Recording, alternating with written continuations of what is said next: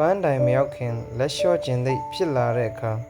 ရခဲ့မှုတဲ့ပင်ပန်းမှုတွေနဲ့စိတ်ဒဏ်ရာတွေကိုပြန်လည်သတိရပါပန်းတိုင်မရောက်ခင်မှာလဲကျမသွားဖို့ဂယူးဆိုင်ပါတဲ့ခေါင်းစဉ်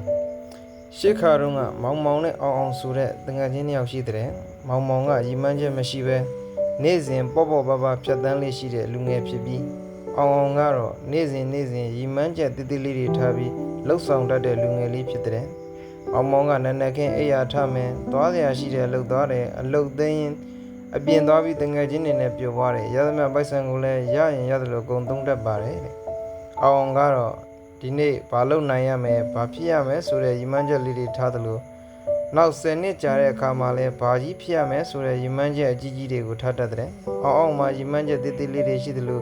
ရီမှန်းချက်အကြီးကြီးတွေလည်းရှိတယ်ဒီလိုနဲ့နှစ်ပေါင်း30ကြာသွားအခါအောင်အောင်ကဘာဖြစ်နေမယ်လို့ထင်ပြီးမောင်မောင်ကရောဘာဖြစ်နေမယ်လို့ထင်ပါတယ်နောက်ပြီးတင်ငါရောနောက်နှစ်30ကြာတဲ့အခါဘာဖြစ်နေမှာပါလဲအခုဒီစာလေးကိုဖတ်နေတဲ့ညီလေးဓမ္မမဟုတ်ညီမလေးဒါမှမဟုတ်အကူအမားတို့ကရောရီမှန်းချက်တွေရှိပါသလားဘာရီမှန်းချက်တွေရှိပါသလဲအဲ့ဒီရီမှန်းချက်တွေပြည့်ဖို့အတွက် long term plan short term plan တွေရှိသလားနောက်နှစ်30ကြာတဲ့အခါလမ်းဘေးမှာသူများကျွေးမှသူများပေးမှစားရမယ့်ဘဝမျိုးရောက်နေမှာပါလားဒါမှမဟုတ်ကိုယ်တိုင်ကရောသူများကိုကျွေးပေးနိုင်တဲ့အနေအထားမှာရောက်နေမှာလားကိုလိုရက်ကကိုဘဝအတွက်အဆုံးအဖြတ်ဖြစ်တာမှုဒီနေ့ကစပြီးရီမှန်းချက်တိတိလေးတွေထားပါနောက်ပြီးရီမှန်းချက်ကြီးလည်းထားပါနော်ရီမှန်းချက်အကြီးနဲ့ရီမှန်းချက်အသေးကိုဥမာအနေနဲ့ပြောပြရမယ်ဆိုရင်နှစ်ကုံပိုင်းမှာကျွန်တော်စာအုပ်တို့ထုတ်ချင်ပါတယ်အဲ့ဒီစာအုပ်ကရောင်းအားကောင်းဆုံးဖြစ်ရမယ်လူကြိုက်အများဆုံးဖြစ်ရမယ်လူတွေအတွက်အလွန်ကျိုးရှိတဲ့စာအုပ်တို့ဖြစ်ရပါမယ်အဲ့ဒါကျွန်တော်ရဲ့ရီမှန်းချက်အကြီးပါရီမှန်းချက်အသေးကတော့ဒီနေ့မှာစာရေးတဲ့အခါလိုအပ်တဲ့ချက်လက်နဲ့ဗဟုသုတတွေကိုရှာဝေမယ်မနက်ဖြန်မှာကိုသတ်မှတ်ထားတဲ့ခေါင်းစဉ်ရဲ့စာတစ်ဝက်ကိုရေးမယ်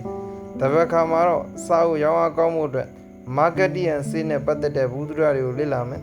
အဲ့ဒါနဲ့ပတ်သက်တဲ့သင်တန်းတွေတက်မယ်နေ့ရက်မြောက်တဲ့နေ့မှာတော့လက်ရှိရေးလက်စစာရဲ့တစ်ဝက်ကိုဆက်ရေးမယ်ဒီလိုနဲ့တစ်နေ့ရီမှန်းချက်သေးသေးလေးတွေချလိုက်အဲ့ဒီရီမှန်းချက်သေးသေးလေးတွေတိုင်းလေ့လာလိုက်ရေးသားလိုက်အကောင့်တွေဖော်လိုက်နဲ့နှစ်ကုံကာနီးကိုရောက်တဲ့အခါမှာတော့ကျွန်တော်စာမှုတွေပြီးဆုံးသွားမှာဖြစ်တယ်လို့စာအုပ်ရောင်းအကောင်းကိုလူကြိုက်များဖို့အတွက်တည်တဲ့နည်းစနစ်တွေကိုလည်းသိနေပြီးသားဖြစ်နေမှာပါဒါကတော့ရီမှန်းချက်သေးသေးလေးမှဒီရီမှန်းချက်ကြီးကြီးတို့ပေါ့နော်တခုရှိတာကကျွန်တော်တို့တွေမှာကြိုးစားရင်လက်ပန်းကြတဲ့အချိန်မောဟိုက်လာတဲ့အချိန်ဆိုတာရှိပါတယ်အဲ့ဒီလိုအချိန်မျိုးမှာ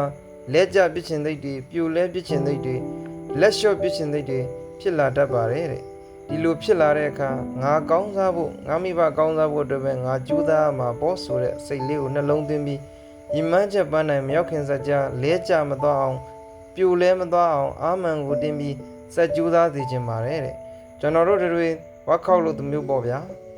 တတ်မှတ်ထားတဲ့အချိန်ပြည့်ကနီးလေးပိုပြီးပင်ပန်းလာသလိုခံစားရလေးလက်လျှော့ခြင်းသိဖြစ်လာလေးပါတဲ့ဒါပေမဲ့မျက်လုံးကိုစုံမိပြီးနာကျင်မှုတန်ကြံ့ကြံ့ခံကြိုးစားလိုက်တော့တတ်မှတ်ထားတဲ့အချိန်တွင်းမှာအောင်မြင်စွာလေ့ကျင့်ကလုပ်နိုင်ခဲ့တာပဲမဟုတ်လား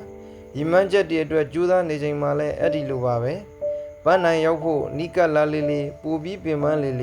လက်ပန်းကြလေးမို့ပန်းနိုင်မရောက်ခင်ရီမှန်းချက်တွေမပြေဝခင်မှာကြုံတွေ့နေရတဲ့စိတ်တရားတွေပင်ပန်းမှုတွေကိုလစ်လူရှုပြီးအာမန်ကိုတင်းရင်လိုချင်တဲ့ပန်းနိုင်ကိုမရောက်အောင်သွားပါနော်နောက်ပြီးဖျားရှိခိုးတဲ့ခါတိုင်းလဲပန်းနိုင်မရောက်ခင်တပည့်တော်လည်းလဲကြမသွားပါစေနဲ့ဖျားဆိုတဲ့စူတောင်းလေးမြဲတောင်းဖို့မိတ်နဲ့နော်အားလုံးပဲကြိုးစားသမျှတွေအရာထင်ပြီးရီမှန်းချက်တွေကိုအကောင့်တွေပေါ်နိုင်တဲ့ထက်မြက်တဲ့လူငယ်လေးတွေဖြစ်ကြပါစေ